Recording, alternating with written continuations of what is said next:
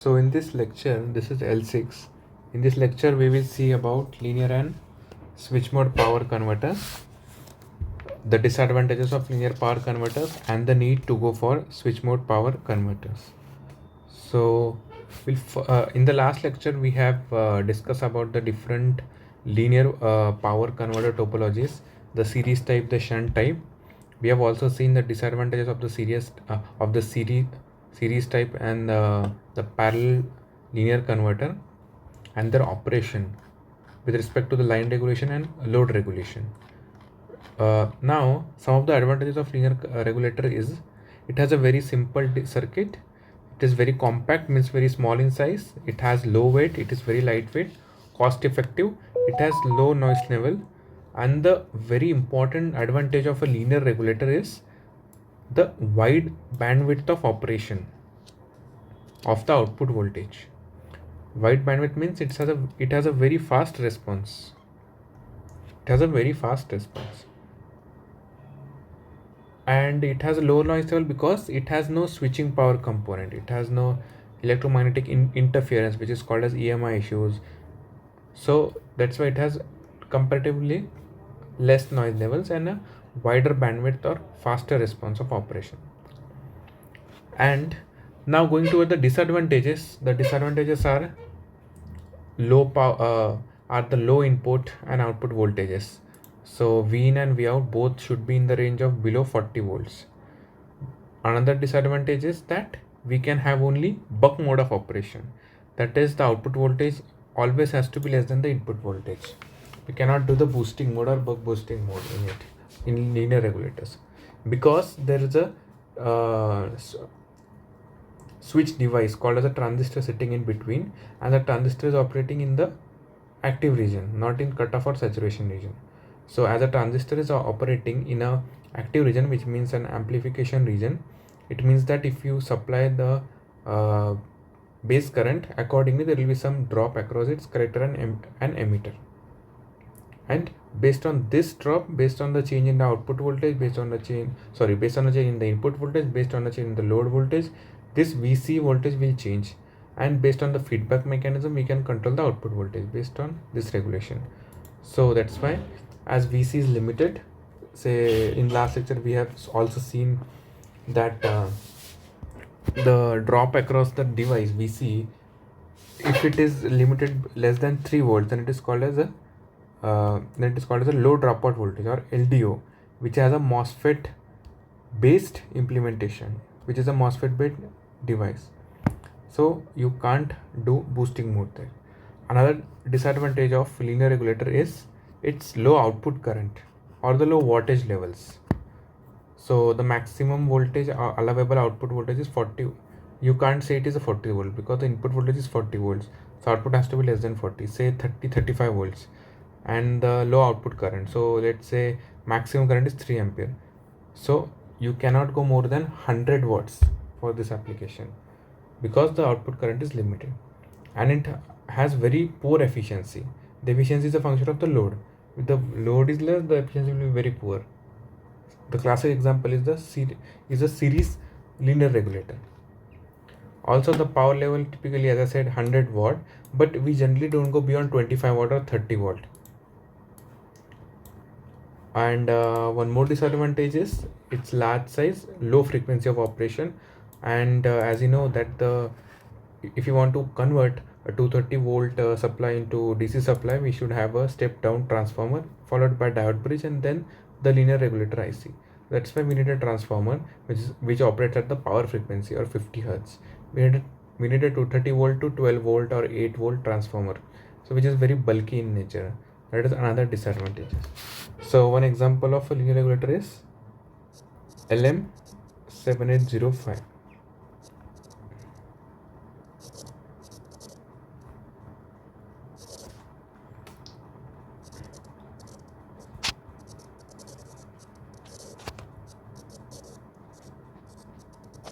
LM7805, then LM317 IC.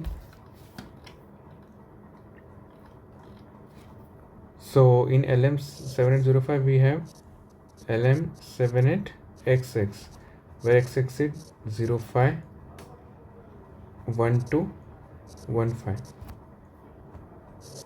0 5 means V output is 5 volts, here it is 12 volts, and in this case it is 15 volts.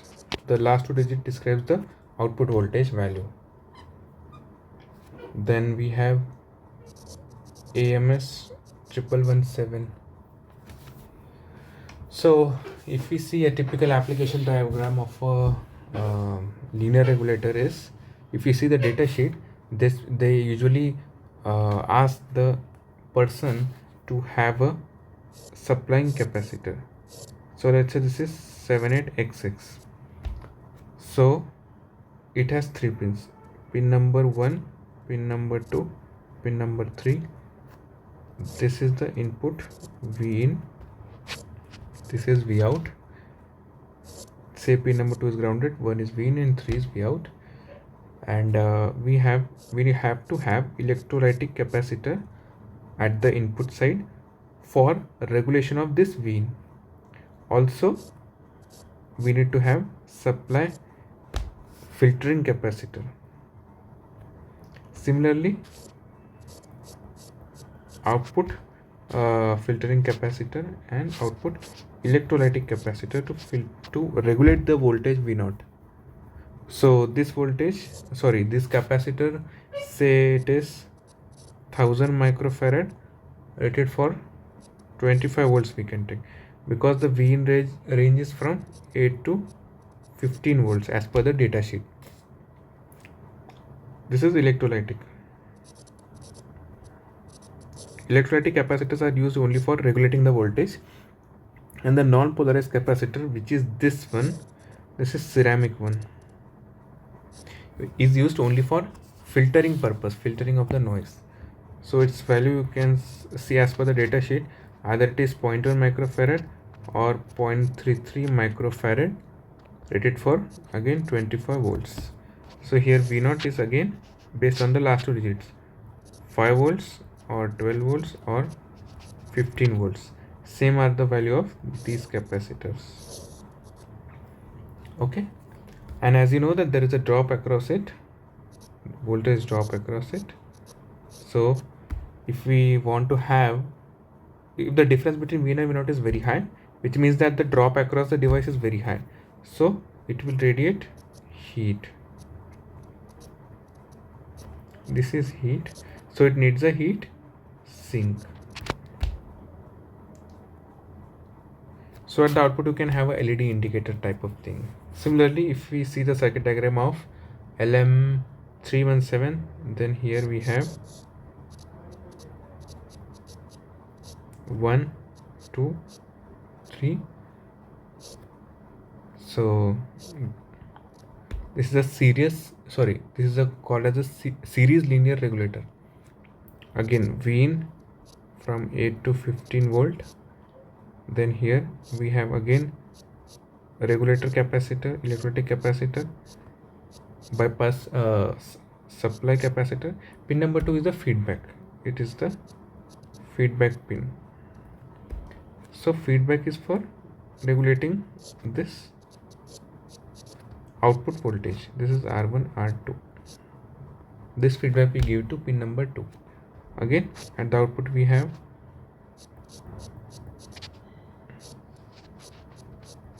these capacitors. You can also have a LED. This is for indication purpose. Again, we need a heat sink. If you want to see the steady state output and input voltage relation, we can derive it as V0 equals to 1.25 times of 1 plus R2 by say 240 volts. So these were some of the linear regulators. So similarly, you can implement it for a single phase to 5 volt up to 1 ampere charger. If you see any charger, typical adapter, what is inside the adapter of a charger, let's say it is a 5 volt 0.5 amps adapter, then as you know that a single phase AC supply the input at the input side we have to have a fuse for protection purpose, for any short circuit protection. Then after fuse you can have a NTC. NTC means a non-temperature coefficient resistor. Say the NTC means non-temperature coefficient. As the temperature increases, the resistance decreases, which means that as the element gets heated up, temperature increases, the resistance value will decrease. So it is used for protection purpose. We also have to have a MOV or a variac. 230 volt is the RMS single phase current voltage of a supply. So we need to have a 280 volt MOV single phase 50 hertz, which is called as a power frequency transformer, and with the voltage ratio of 232 is to say 8 volt or 12 volt. After this we'll have a diode bridge rectifier. So I think you know a full bridge rectifier. A diode, the part number of the diode is, we need to have a power diode. So this is IN 4001, which is rated as 50 volt 1 ampere. And after this, if you want to have a 5 volt output, then you use LM7805, which is mentioned here. You can use the same circuit diagram. So this was about the linear regulators. So now coming to the application, where are these linear power converters used? So in switch mode power converter based supplies, so there are some power electronic application where we need to provide some auxiliary power supplies to some sensing circuits, measurement and sensing circuit, and say our power converter is there, a digital power converter is there. We need to supply to it all the auxiliaries of a typical power converter circuit. Let it be inverter, let it be DC-DC converter, and so on. So it can be used to supply power to such sensing circuits as post regulators in SMPS based reactor. So we use SMPS based power supply for supplying auxiliaries of all power supplies required in the typical application. Inside that SMPS also we need to have some supplies. So as you know that any switch mode power converter based device needs to have a controller or a driver to control the switch, and that driver also needs a supply. The aim of SMPS or a switch mode power converter is to give different voltage level required for different type of VCC supply, say 5 volt, 8 volt, 15 volt, 7 volt, then 22 volt, 24 volt DC supply, and so on. So this IC also needs some supply. So it is used as a regulator to provide it to such type of ICs. So it is used as an auxiliary power supply inside a switch mode power converter based power supply device. Then the next application is, as I said, you can also use it for providing supplies for the VCC of any sensing circuit. We need to sense voltage, current, etc. So we can use it as a power supply device. Then medical field, different machines are there, so it can be used as a auxiliary power supply in those cases. The another benefit of linear power converter is it's not EMI sensitive. EMI means electromagnetic interference. It appears with switching converters. As in switching converter, we have a lot of switching. As the switching frequency increases, the chances of EMI issues becomes dominant. EMI means interference between different components in a power converter circuits. Its adverse effect on the output voltage or on any typical SMPC or SMPS based power electronic devices. As it has no switching regulator, which means that it has switches but the switch is not operating in the cutoff and saturation, means on and off state. It is acting only in the active region. That's why it is not EMI sensitive, so thus it can be used in medical equipments. And we know that the prominent disadvantage is the voltage ratings has to be limited. It can't go more than 25 to 30 watts application. It can do only bucking mode, it can't do boosting mode, it has bulky transfer, etc. So there is a need to shift from linear to switch mode power converter or SMPC based devices. So now we'll see switch mode power converters.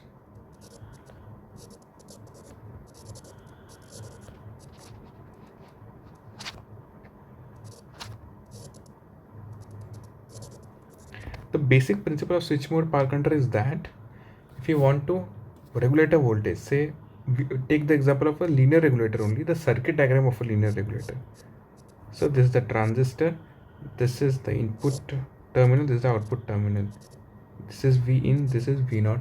Say this is some VCE, plus and minus. There is a VC drop. This is the base, collector, emitter. So this device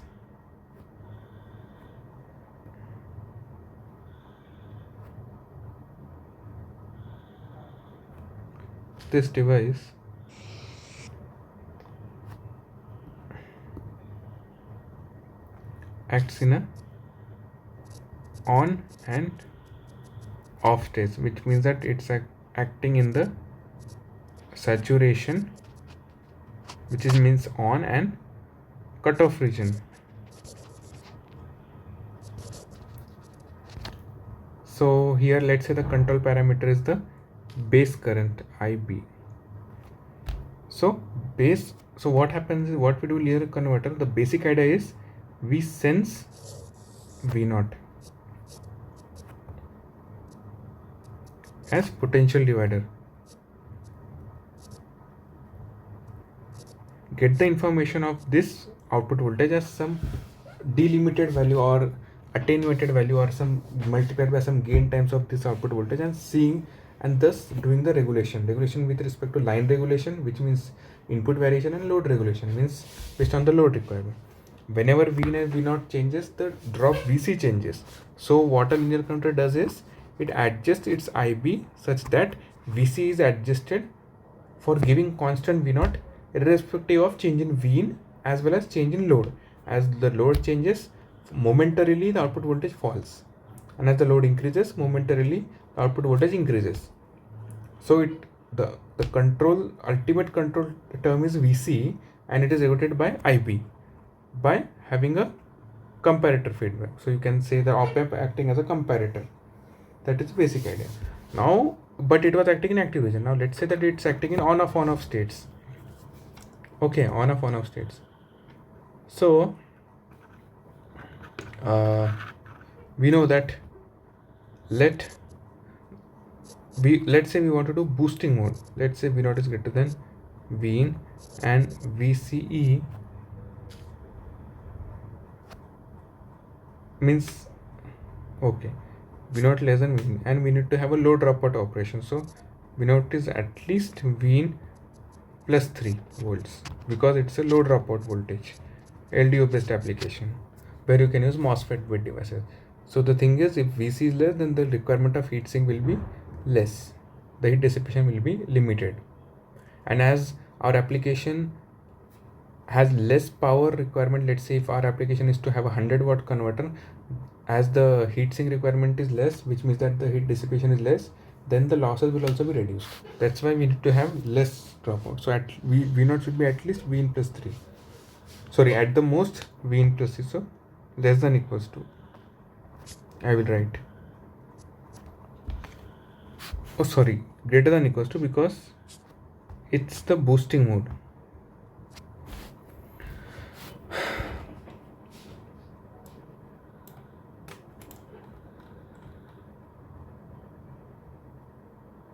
So let's quickly see transistor characteristics. This is on this axis IC, VCE.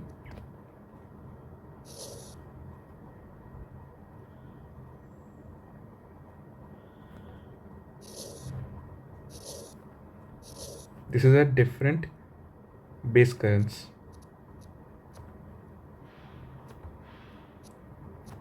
So IB4 is greater than IB3 is greater than IB2 is greater than IB1. Okay, this region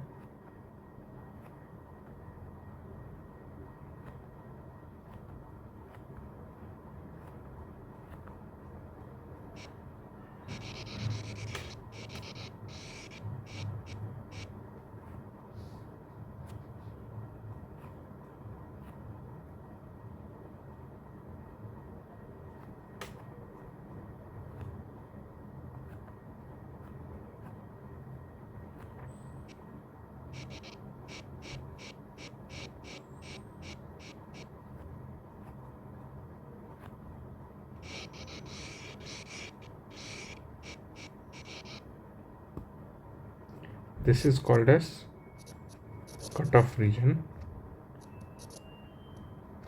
This is saturation region.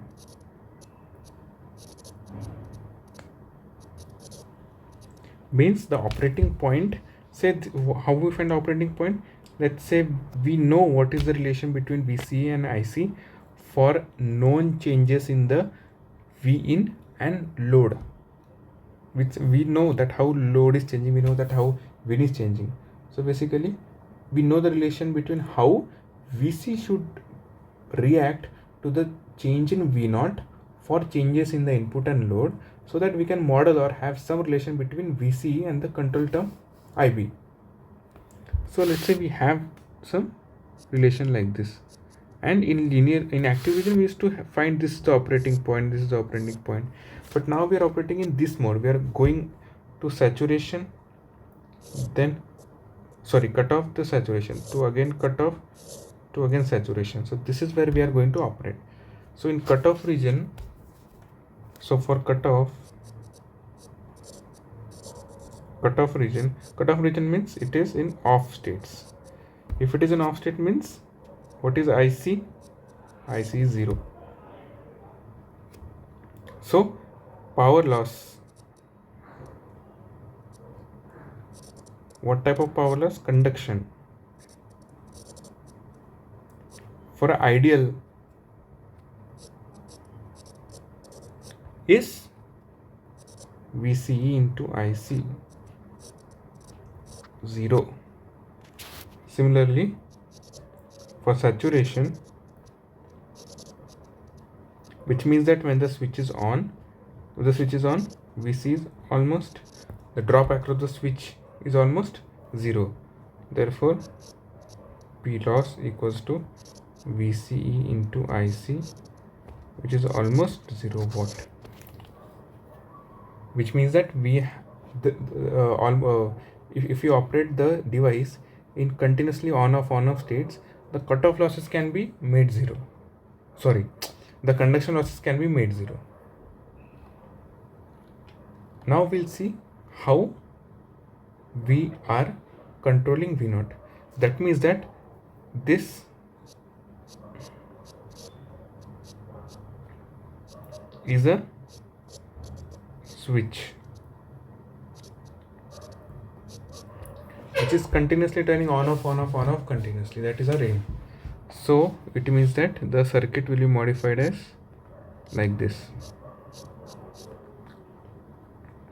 Let's say we have a resistive load R0, this is V0, this is switch S, this is V in, this is I load, this is I in. So I in equals to I load in this case.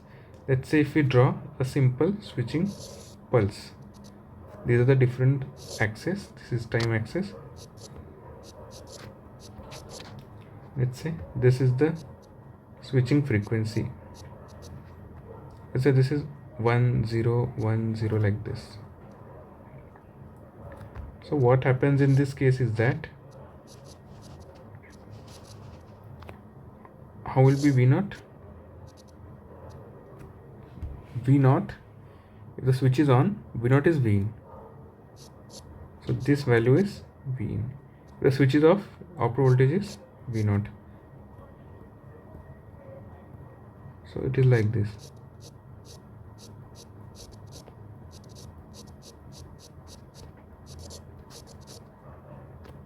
Which means that this is the zero line, which means that it has some average value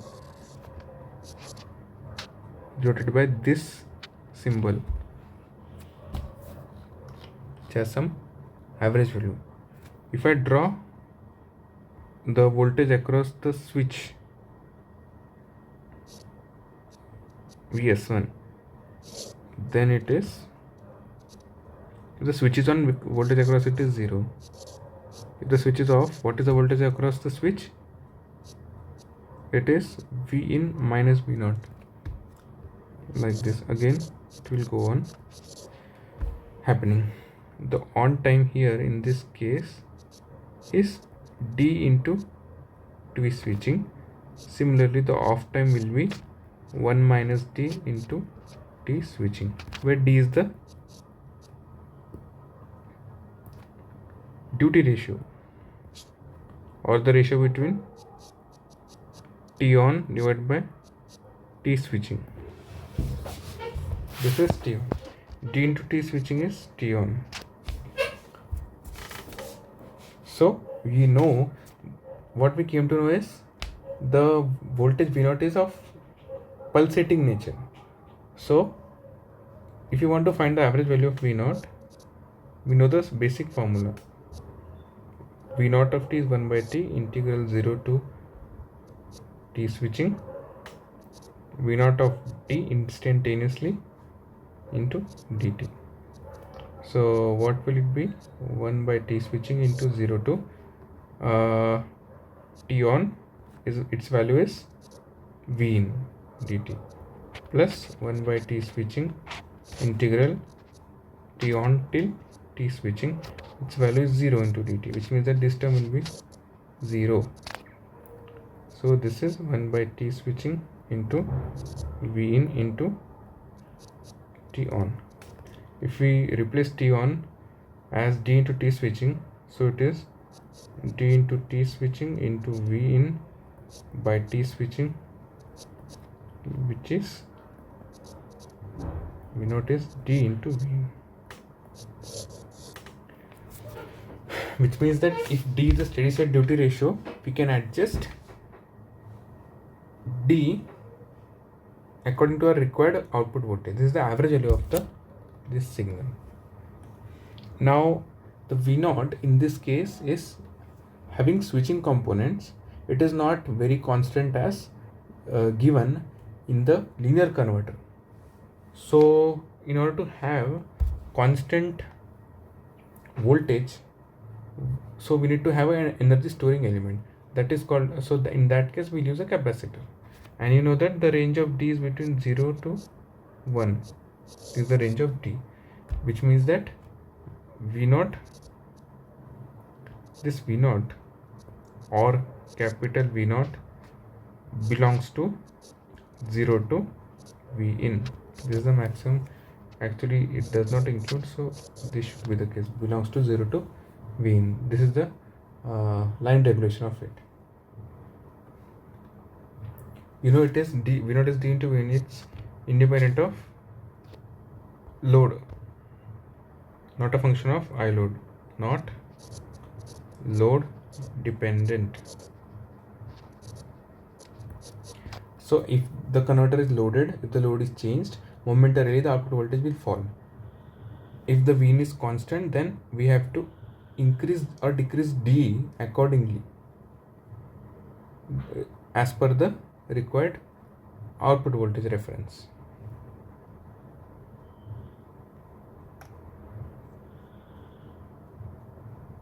This is for ideal condition, by ignoring the on state or the steady state switch losses and all, etc. So we can say that the output voltage expression, average value of output voltage expression, is independent of the load current, and the conduction losses are also nullified. Okay, so we need to have some Fourier analysis of this signal.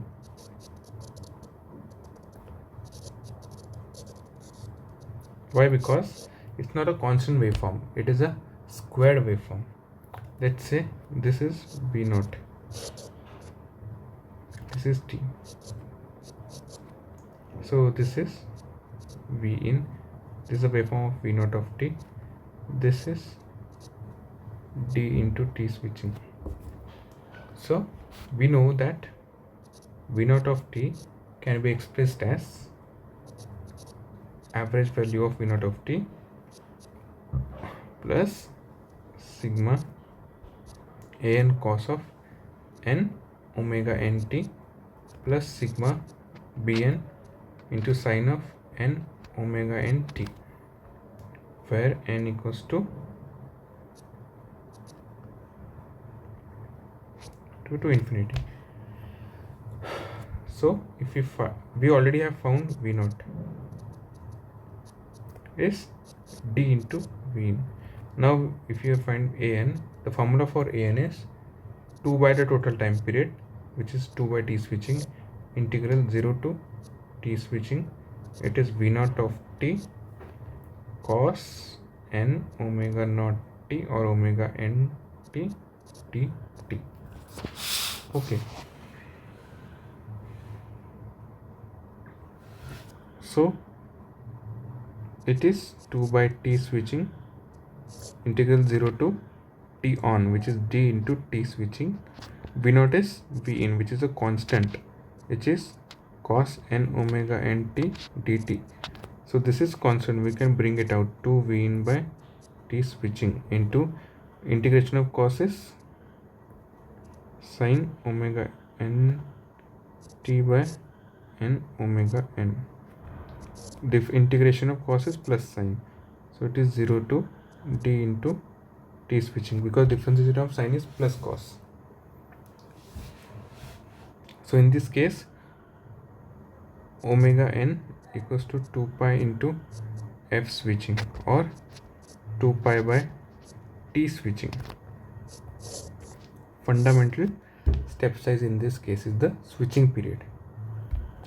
So what we'll get is 2v in by t switching into, it will be sine of n, omega n is 2 pi by t switching into, substitute d into t switching, this is divided by n. Omega is 2 pi by t switching, so it comes to denominator. So this gets cancelled with this gets cancelled with this, so we have 2 gets cancelled with 2. So in numerator we have only v in divided by n pi sine of 2 n pi into capital D. This is the value of an.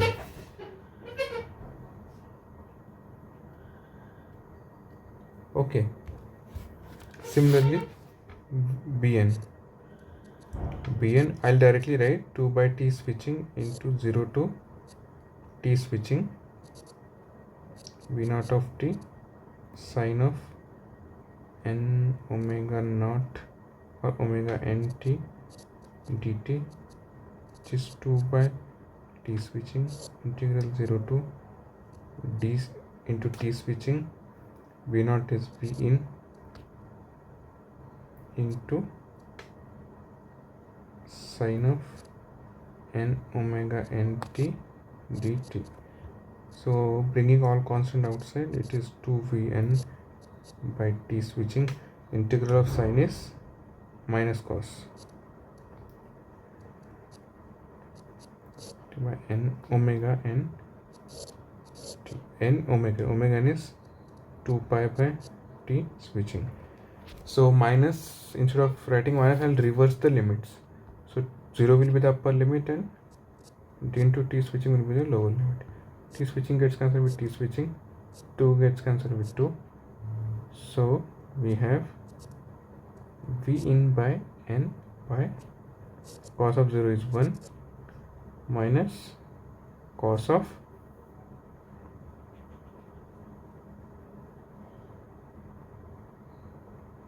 2 n pi into d. Why? Because n omega n t, omega n and t switching will be cancelled, only 2 pi will be remaining, so 2 pi n into capital D. So this we can write. So if we can substitute a and b and cap average value v in, get this.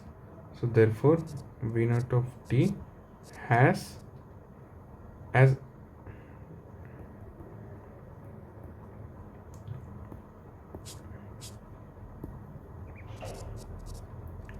n equals to 2, 3, 4 and so on, v naught of t has FSW 2 FSW, 3 FSW, and so on. That is all the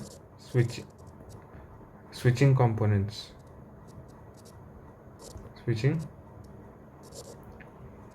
component multiples, and the fundamental switching component,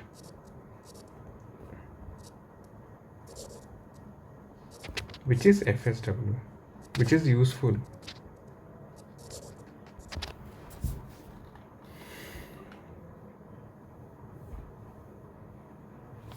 So what we observe is, if D equals to 0.5, if we substitute, then V naught of T will have only odd harmonics or switching multiple of switching components, that is FSW, 3 FSW, 5 FSW, and so on. So in this case, if so this is a special case. If D is 0.5, then we can reduce the number of switching components, means we can improve the waveform better. So Fourier series means how the desired waveform is different than a sinusoidal component. So it means that the output voltage waveform has an average value of D into Vin with multiples of switching components or all orders of harmonics, and each harmonic component will be divided by 1 by nth factor. So the prominent switching harmonics will be the third and the fifth, or sorry, the second and the third switching component.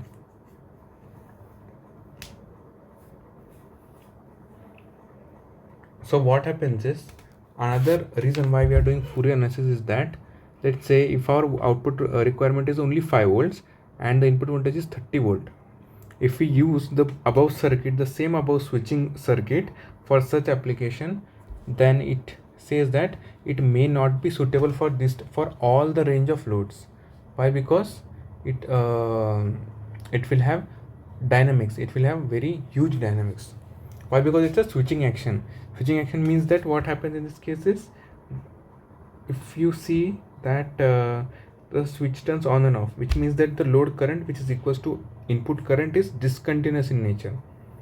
So we are discontinuing the current. The current also will be of current waveform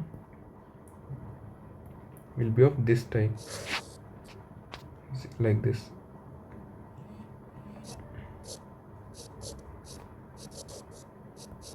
This is I in or I load, and its amplitude is V naught by R.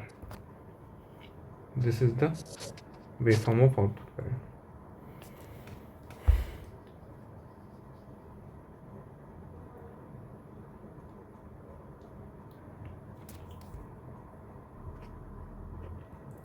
Now if we come to the type of load which we want to use, say as this type of switch mode power converter has switching, so this switching has to be continuous, it should not be discrete, it has to be repetitive, and the frequency has to be very high. So the thing is, if these waveforms are closely packed to each other, then we will not even see the switching components, we'll just see the average value. So as the switching frequency increases and becomes very high, then the switching components will be less visible, and thus the average value will be very closely packed. We can consider the waveform as instead of having V naught as a repetitive signal, we can consider V naught as having a constant value which is equals to its average value, the average value of the switching components, if the switching frequency is very high. But we also have to see the type of load which we are feeding. If we have a very sensitive load which is sensitive to dynamics, huge dynamics, let's say if you want to supply this output load to any IC, say that IC is sensitive to ESD, then it may damage that IC. So this switchboard power converter can be easily used for heating application, mechanical and lighting load application, for auxiliary power supplies for means in electric vehicles and all. It can be used to drive an DC motor. So it is based on the application. So we have to select the type of converter as per our load choice. So generally what happens is some type of loads will allow a particular amount of ripple voltage across it. Ripple means like this.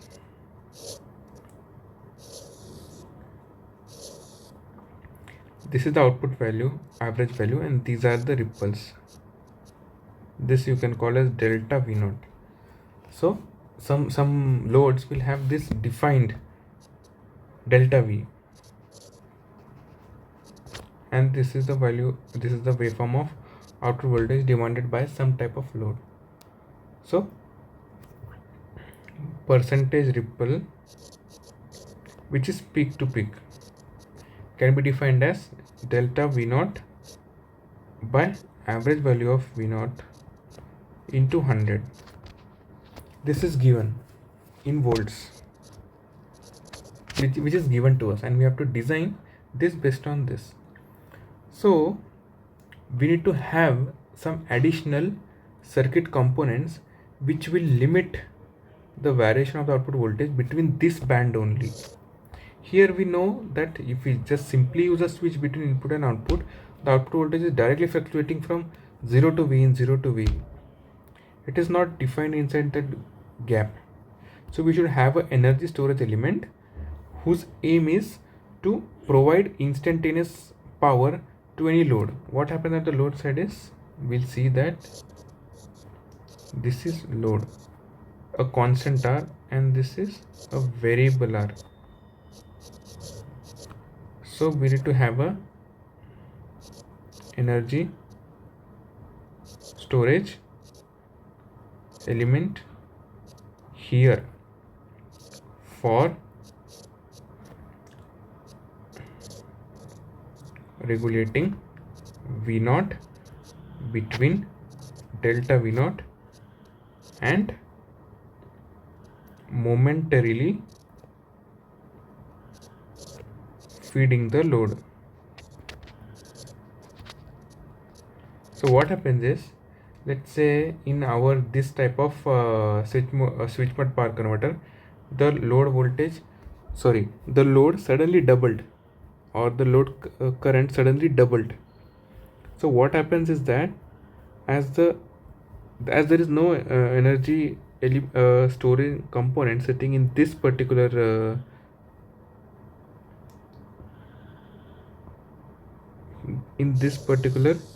power converter, what happens is that it will demand that amount of current from the input. Let's assume that our input voltage is able to supply that amount of power. But another problem is that we also have to see the voltage stress across the switch VS1. In this blue waveform, we can see the voltage across the switch or the device VS1.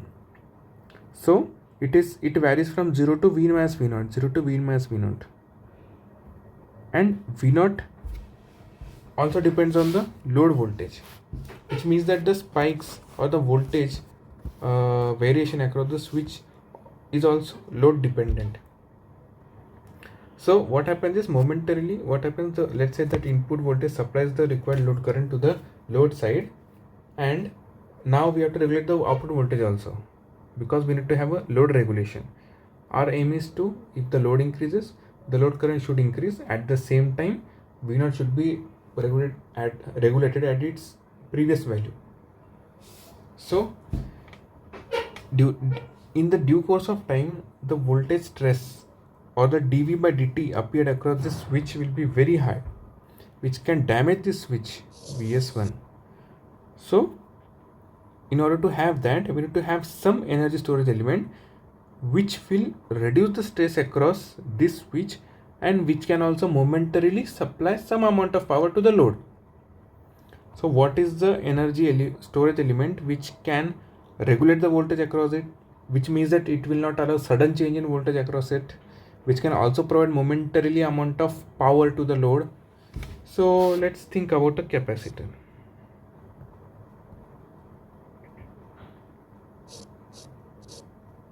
Say an electrolytic capacitor. A capacitor will regulate voltage across it. Let's say this is IC. Between what value we can regulate? Regulate V naught. So we know that IC is dV naught by dt, which you can say as delta V naught by delta T. Now we need to have this particular regulation in each switching period. So this T can be either T on or T off. Okay, and Q is C into V. This we know from the fundamentals. This is it has the value of C. Q is CV. Now Q means area under IC versus time graph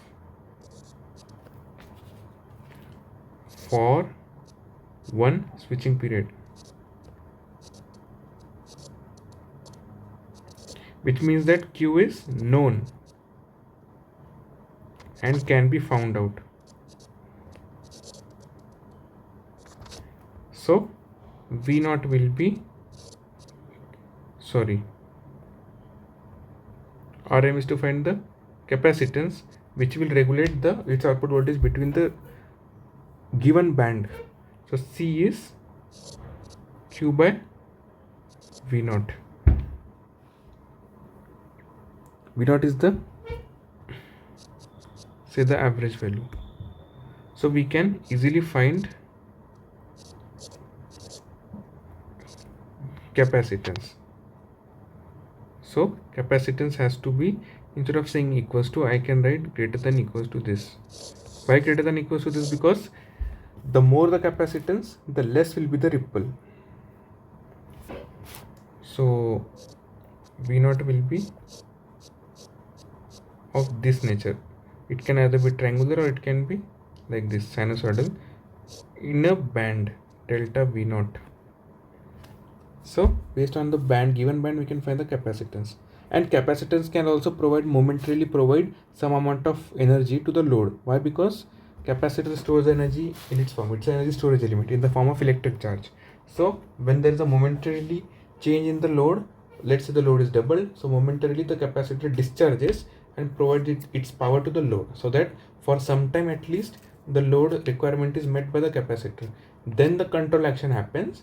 Then you can change the duty ratio of the switch, and then you can also regulate V by giving more amount of load power to the load, which means that the load regulation is happening and the stress across the device will be reduced. Why? Because now the capacitor will take care of momentarily providing power to the load as well as regulating the output voltage to a given value. If C is greater than equals to Q by calculated delta V naught, which means that this is the minimum value of C. If we select any value of C greater than this, which means that it will further regulate the output voltage, which means that the voltage band, this band delta V naught, will be further less.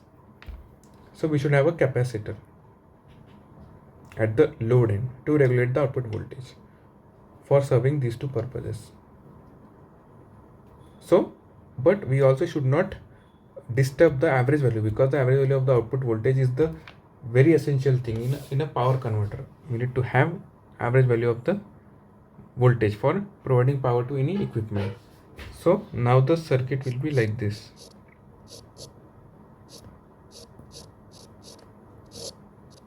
And then a constant load, and then you can say a variable load. So this you can call as I load.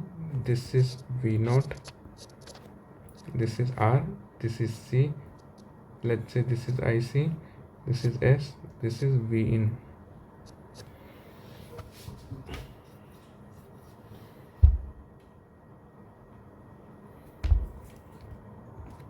Okay, so now we know that we have to add a capacitor in a switch mode power converter device. Now what we'll have by adding a capacitor is that during the change in the due to C, what happens is, let S equals to 0. So what happens is, let's say S equals to 1. So in this case,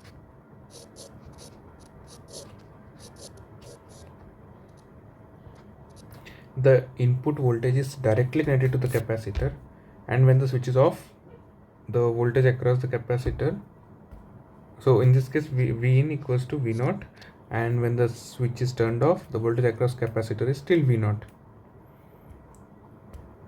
So in this case we are directly connecting the voltage source to a capacitor. So initially, let's say the switch is on, so the voltage across capacitor it will try to maintain. So Vin equals to V0 by validating the KVL. If suddenly the voltage source here is discontinued and S equals to 0, what happens is,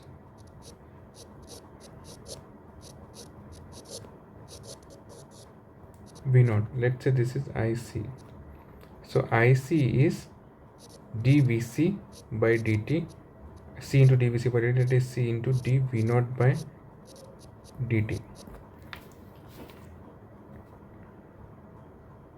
So what happens is, as the dV by dt is high, so IC will be very high, which will cause impulse current to be drawn, which can again pose a threat to the power converter. So we have to limit the current drawn by C or IC. So this, let's say this is I load, let's say this is I in, again this is IC, this is I load, this is I in. So when the switch is on, so what happens is, if there is a sudden addition of a input voltage across the capacitor, the capacitance current, the capacitor current will be a function of change of the input of the output voltage with respect to time. Now let's say output voltage, let's say that initially the due to the previous steady state, the output voltage is controlled to some value. So what happens is, that value may not be equals to Vin. As with the switch is on, so what happens is, the capacitor by following the KVL, the output voltage quickly will be rising or falling to Vin value. So during the very small interval, the capacitance will draw huge current to make its V0 equals to Vin. Let's say previously V0 was not equals to Vin, and now momentarily the switch is turned on. Capacitor will very quickly try to do it, and the time in which the capacitance will try to do what V0 equals to Vin is based on its capacity, that is C, capacitance, which is constant. So given that C is constant, so for doing Vin equals to V0, what happens is, delta V is very high in the small time. Delta V is very high in small time. Why C is high? Because ICC into delta V0 by delta T. This is very high and this is very low. So it will be very high. This will be very high. So it means that the capacitor will draw huge current during very small time. In the S equals to 1's case, let's assume that the input voltage is very ideal. It can supply or it can sink, it can source or it can sink any amount of current without changing in its voltage. Let's say Vin is constant. So at least when the switch is on, the stress of this IC current is taken by I in. Why? Because we don't have to stress the load current. The whatever the peaky nature of IC, it will be taken care by I in. But let's say that the switch is off. Again, let's say now the first steady state is reached. V in reached V0 when the switch is on. Now suddenly the switch is turned off. Then what happens is, capacitor is directly connected to the load. What happens is, capacitor will provide power to the load. The load is a resistive load. So it's a RC network. So the capacitance will discharge. If it will discharge, means its voltage will fall. So slowly voltage starts falling. But momentarily what happens is, the capacitance will discharge and it will provide power to the load. Now let's say again the switch is turned on. So what happened? So what happened in the previous state is that when the switch was off, V naught was falling. It will continuously fall with respect to time. It will not settle. Let's say again the state of the switch turns to on. So now V naught was less than V in. Suddenly input voltage is connected to the capacitor, which means that there is a difference between the voltages across the capacitor where V naught is less than V in. So again IC will draw, again the capacitor will draw momentarily very huge current, which will be given by the source, which will deteriorate the source performance. So we need to limit this T. So we need to have another energy storage element called as inductor to limit peaky capacitor current. Why inductor? Because it will not allow sudden change in its current. Then VL is L DIL by dt. This is the inductor, this is IL, this is the VL. VL is L into DIL by dt. So the inductor, we need to have inductor in series with the, somewhere in series with the capacitor to limit the very huge current, peaky current drawn by the capacitor. So we need to have somewhere in the series with this. So it can be somewhere in the input side. Now the placement of the capacitor is fixed. It has to be on the load side. Okay, the ground is common. This is C, this is R, and this is V naught. Now here, say this is V in.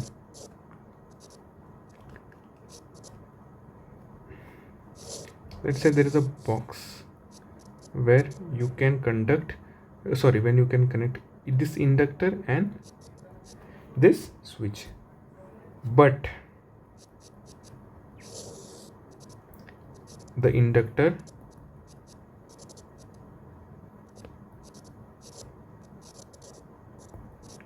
the addition of inductor will pose one more problem, is because let's say this in now the switch is I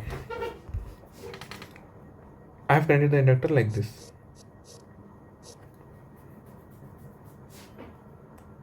The switch is here, there is an inductor, and this is R. This is IL, this is IC, this is I load, this is R, this is V naught, this is V in plus minus, this is switch. There is a very serious problem with the inductor is when the switch is off. What happens is IL becomes 0 suddenly. Let's say previously the switch was on and some steady state was achieved. You know that inductor behaves as a short circuit in steady state and the capacitor behaves as an open circuit in steady state. So let's say when the switch was on, some steady state was achieved. In that case, as the inductor is short circuited, input voltage equals to output voltage, the capacitor behaves as an open circuit. Now suddenly the switch is turned off, which means that and I load equals to I in, which means that I in was continuous. The load current equals to inductor current when the switch was on and there was some steady state. Suddenly the switch is turned off, which means that the inductor current is discontinued. So VL is L into delta IL by delta T. Again, delta T is very small. What happens is momentarily capacitor current is discontinued. So the delta I is very high. Initially there was some I, now the I is suddenly 0. So delta I will be I during the previous instant, during the steady state achieved during when the switch was on, minus 0, which is very high. So high by small value is very, very high. So VL will be very, very high. What will happen if the inductor current is very high? It will damage the switch S. So what is the solution then?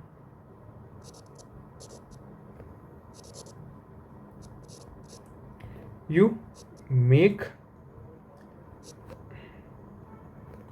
is don't make IL equals to 0 even momentarily.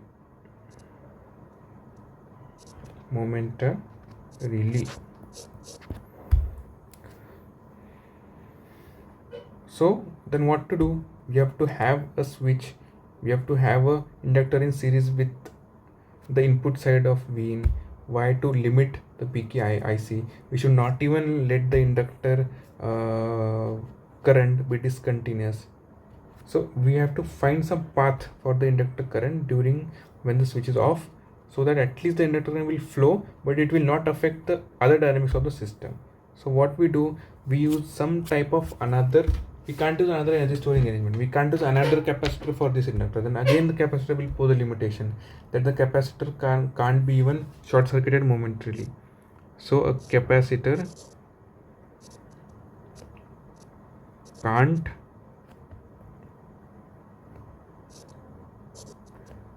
be short circuited even momentarily. Similarly, an inductor can't be open circuited even momentarily, because both of them will damage the switch. So we need to place the component like switch, inductor, and voltage the capacitor in such a way that these rules are violated. These are the rules for placing the components. So let's first find the valid state. First find the valid, let's, instead of calling state, let's write valid circuit connections.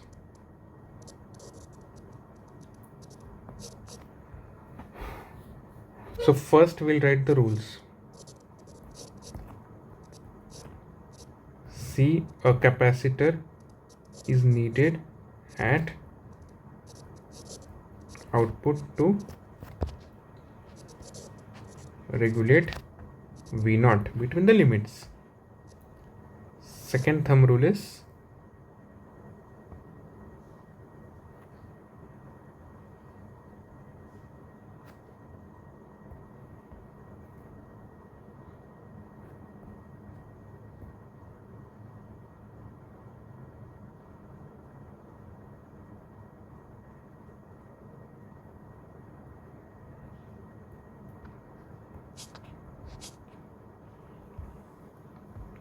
third thumb rule is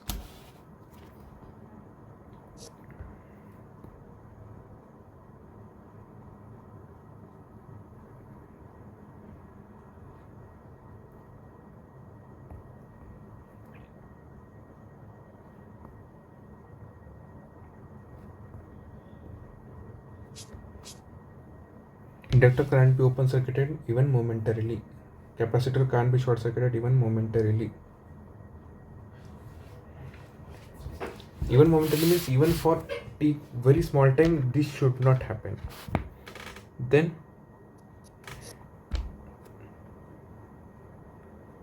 a voltage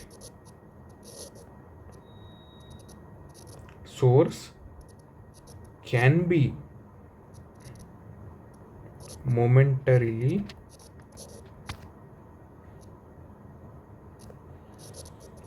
connected across capacitor. Similarly, a ideal current source can be momentarily, across means parallel,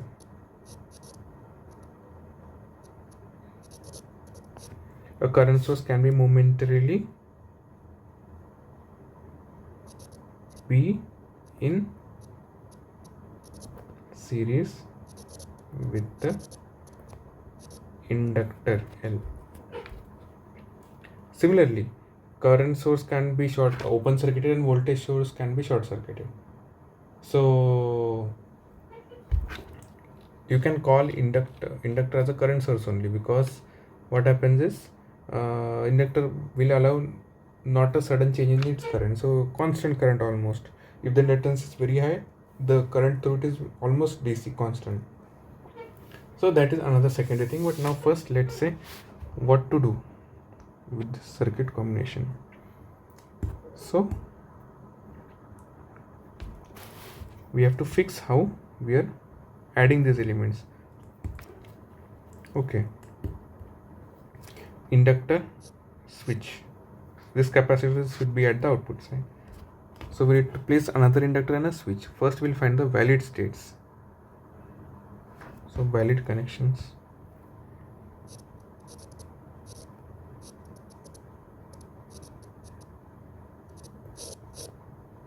First we'll find the valid connection.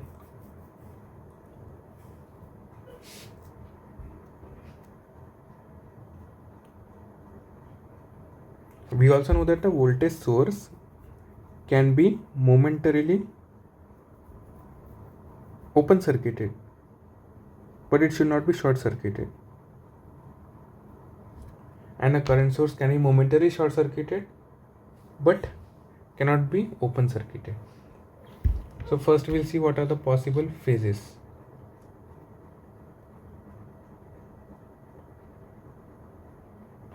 So this is the again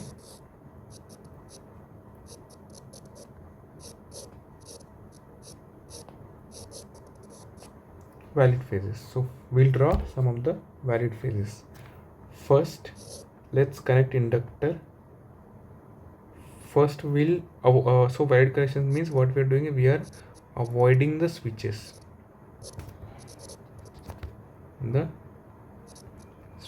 Why we are avoiding the switch, and what is the meaning of momentarily connection is that momentarily means if the switch is on, switch is off, switch is on, switch is off, which means that it is repetitive action, which is as the switching frequency is very high, that on time and off time are very less in millisecond, microsecond, which means we can consider it as momentarily.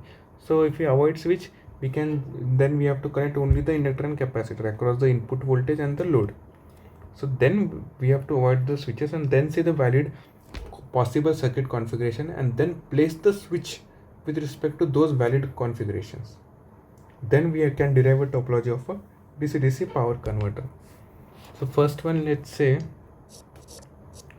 we put inductor in between the input voltage and the output capacitor. Second is, let's connect the inductor in parallel and let's short it with the input voltage, say like this.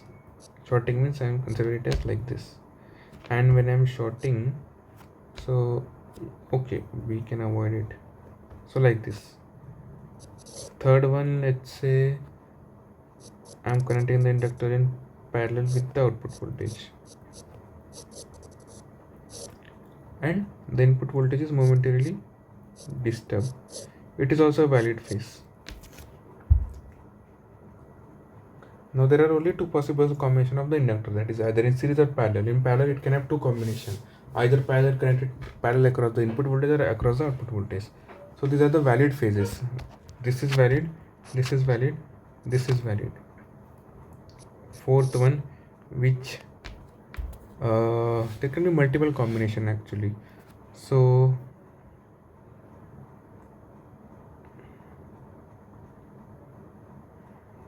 say that we connect the inductor like this. Is it valid? It is not valid because this is momentarily connection of the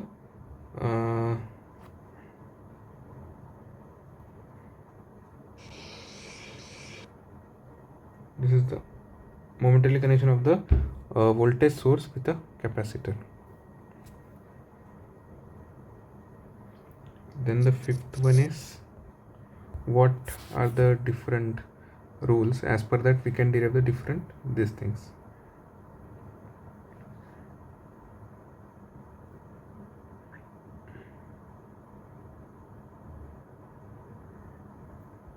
Then the inductors connected in series across input output.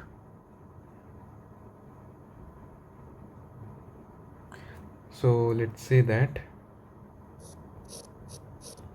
there is a connection here.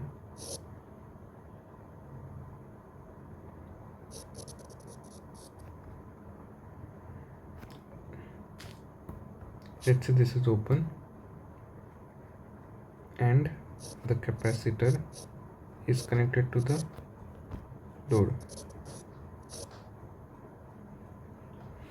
Say this is open and this is connected in this fashion, parallel. I think this is already covered. Okay, this is already covered. So that was a valid combination. This is not a valid combination. We see the loopholes and then accordingly derive the next one.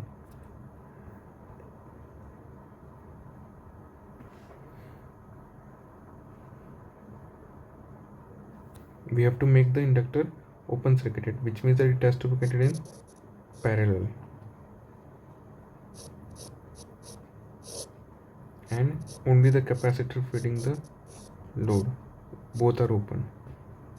So this is not a valid combination.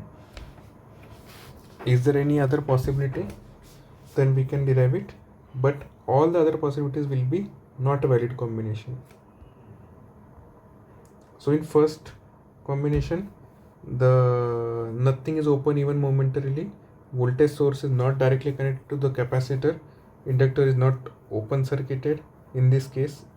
Now we are seeing only the momentarily thing because we are avoiding the switch. So momentarily inductor is not open circuited, the input voltage is not short circuited. So first one is the valid ones. In second one, the capacitor is discharging through the load and input voltage is, the capacitor is not open circuited because it is connected to the input source, so it is a valid. Third one, again inductor is connected parallel with the capacitor, inductor is not open circuited, capacitor is not connected to the voltage source, so it is valid. In fourth one, capacitor is directly connected to to the voltage source, which is invalid. In fifth one, the inductor is open circuited momentarily, which is also not valid. So only 1, 2 and 3 are the valid states. Now what we have to do is we have to derive the topology of a power converter by placing the switch in such a way that during the on and off states of the switch we can get these 3 possible valid states. So the topologies, converter topologies.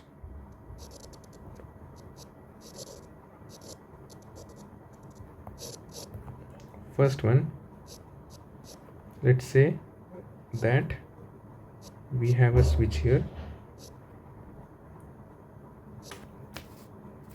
we have another switch here, S1, S2, we have an inductor here, we have a capacitor here, and we have a load here. In second case, we have inductor placed at the input side,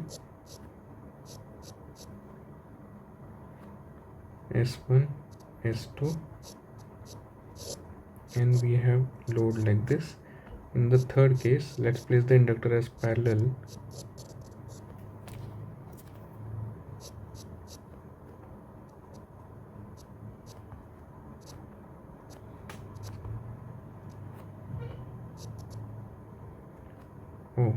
The capacitor and the load. The aim of S2 is used to avoid momentary open circuit of the inductor. That's why I said the problem of the inductor poses one more problem of its continuity in current. So another switch will be used only for that purpose. So let's say in the first topology, when S1 is on, Inductor is connected across input and output. The voltage across inductor is V in minus V naught. Capacitor is connected to output voltage S2. Let's say S2 is off.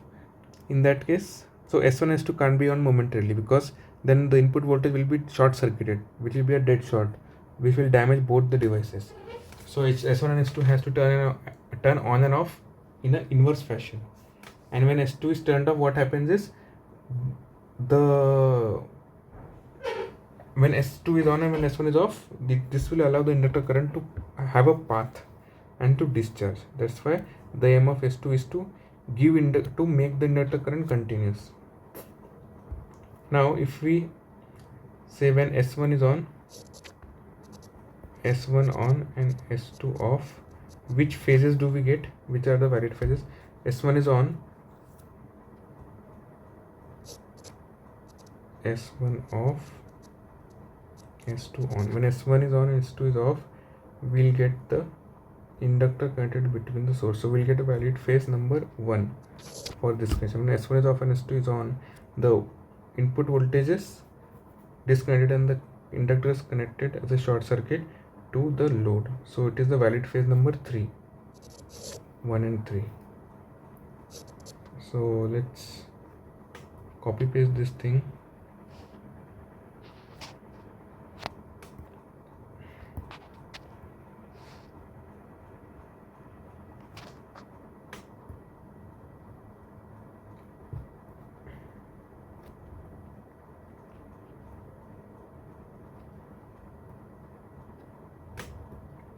So when S1 on, in this case S1 on, the inductor is short circuited and the load is open circuited. So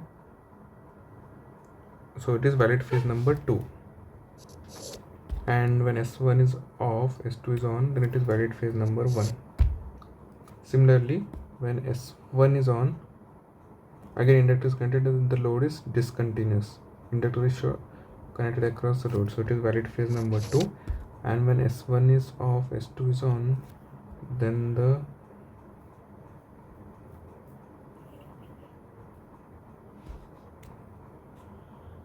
it is valid phase number 3. Why? Because S1 is off and S2 is on. Yes, it is 3. So we got 3 converter topologies by combining. So as you know that the switch is on and off, so for each converter we'll get 2 valid states. And as we have 3 valid states, we can get 3 topology of power converters, 3 basic topologies. So the use of S2 is only to avoid momentarily open circuit of L. And S2 is S1 complement, that is inverse operation. So as S2 is used only to make inductor current continuous, and it always runs in a inverse fashion with respect to switch 1. So we replace S2 with a diode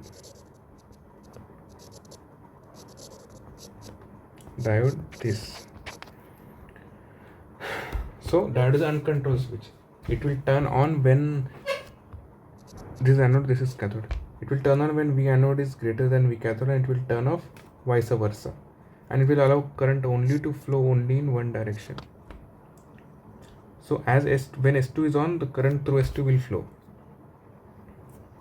and it is used only for making inductor current continuous. So you can replace it with it. You can see that whenever you replace S2 with a diode in all the 3 converter topologies. So when let's say S1 is on, in that case what happens is the plus voltage is connected to the, let's say this is anode, this is cathode, again anode, cathode. Sorry, let's reverse it. Okay, let's assume that this is anode, cathode. So let's say if S1 is turned on, so anode gets a positive supply, which means that it is forward bias. So S1 and S2 gets turned on simultaneously, which means that it is not a valid phase. So we have to replace anode here, cathode here. So when S1 is on, cathode is positive with respect to anode, which means that it will be reverse bias. So S2 will be off. In the either case, what happens is, as S1 is turned off, the anode still gets the negative supply, which is common negative for all of it, but only the cathode gets connected to the positive of the inductor current. So initially when S1 is on, the inductor current was V in minus V0. When S1 is off, the inductor voltage, the voltage of inductor, when S1 is on, the voltage across inductor is V in minus V0. When S1 is off, the voltage across the inductor is what? The S2 is expected to be short circuited on, which means that voltage across VL is minus V0.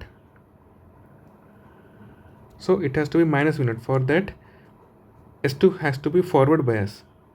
So if we do a KVL equation, so this is VAK, where this is plus, this is minus, this is plus VL, this is minus, and this is V0, this is plus, this is minus. So when S1 is off, the voltage across the S2 is expected to be short circuited, and the voltage across inductor will be of negative polarity because plus is here. So what happens is, if we apply KVL, in this case VAK equals to VL plus V0. So what happens is, the flow of the inductor current will force this diode to be turned on in that case whenever it is off. That's why the diode S2 can be replaced with a diode in this case. Again, in second topology, we have to, if S1 is on, which means that positive, this is VL plus VL minus. If S2 is turned on, when S1 is turned on, so and S2 should be off. So it means that the voltage across VS2 will be VL minus V0. So when S1 is on, voltage VL equals to V in. So ultimately it is V in minus V0, which is a positive voltage. So we have to reverse the terminals of this thing. So this has to be anode, this has to be cathode. I think I did a mistake. This has to be anode, this has to be cathode. Why? Because when S1 is on, this point gets connected to the ground, which means that negative is given to anode, which means that it will be reverse bias. So when S1 is on, S2 diode, if placed as this configuration, will be turned off, which is correct. Now when S1 is turned off, what will happen is, the inductor current, again, as S1 is off, the inductor current will find only one path to flow. So in that case, it will be forced to turn on. So this is the polarity. Similarly for third configuration, if S1 is on, plus will be here, plus doesn't has to be kept here because it will be forward bias. So that's why cathode here, anode here. So topology, this is topology number A, this is topology number B, this is topology number C. So updated topologies are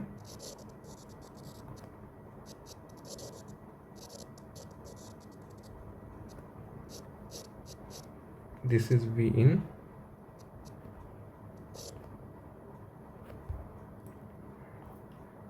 a switch, a diode,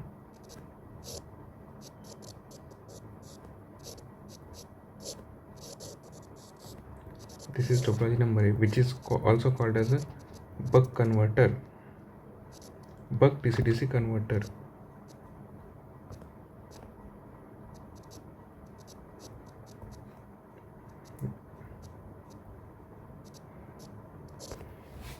Similarly, the second topology, where the inductor current is placed at the input side,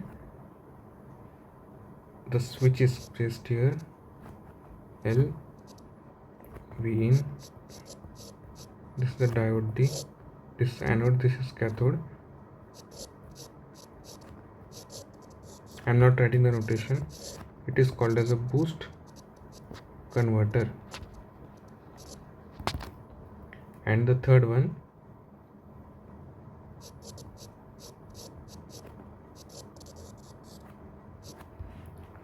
so again it is like this.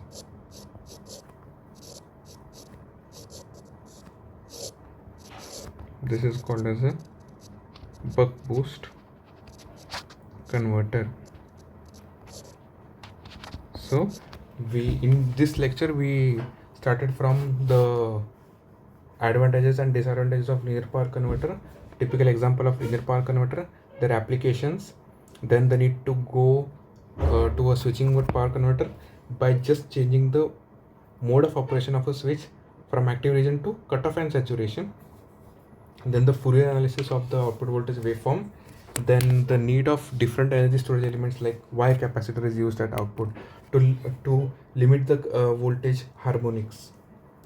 So by doing Fourier harmonic analysis, we saw that all the switching components waveform are present in the output voltage as well as in the current, because it's a R load. So we need to have better harmonic filtering at the voltage and current at the output end. So that's why we have to put a capacitor at the output.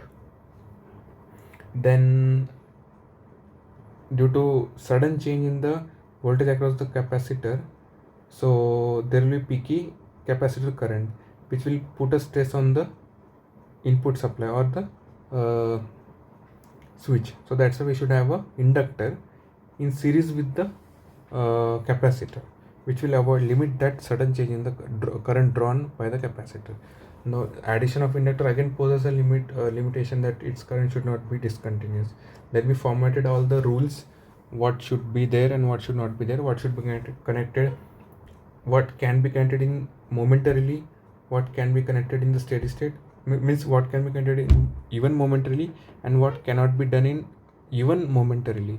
Then according to that, we have formatted some valid phases or valid circuit connections, and according to our valid circuit connections, we saw the placement of the switch. We saw that there is a requirement of additional switch S2 for making the inductor current continuous, and we saw that we can replace that S2 with a diode. And with that, we got three basic topology of DC-DC power converters or switch mode power converters called as buck, boost and buck boost power converter. In the next lecture, we'll see in detail about operation of these three power converters. Thank you.